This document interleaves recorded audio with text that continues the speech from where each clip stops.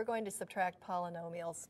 We have 2x to the fourth plus x cubed minus 8x squared minus 6x minus 3, and we're subtracting 6x to the fourth minus 8x squared plus 2x.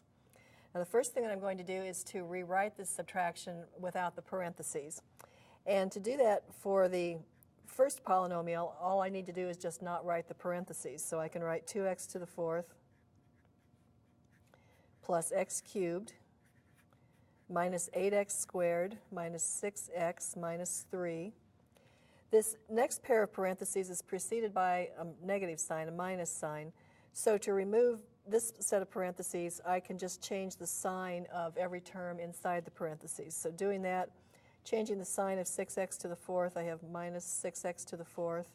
Changing the sign here, I have plus 8x squared. And then changing this sign, I have minus 2 times x. And now we need to collect like terms.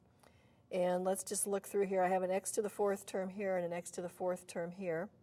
And I can collect those terms by adding their coefficients. So I have 2 minus 6 times x to the fourth.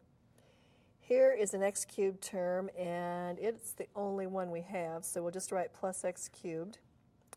There's an x squared term here, and there's one over here.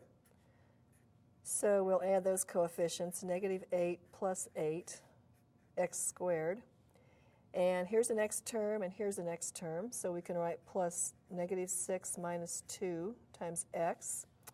And there's a constant term, negative 3, and it is the only constant term, so we'll just write negative 3.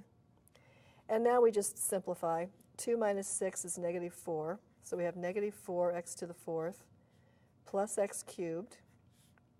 Negative 8 plus 8 is 0, so we have 0x squared or just 0. We don't need to write that. And negative 6 minus 2 is negative 8, so we have minus 8x. And finally we have minus 3. So this is the difference of these two polynomials.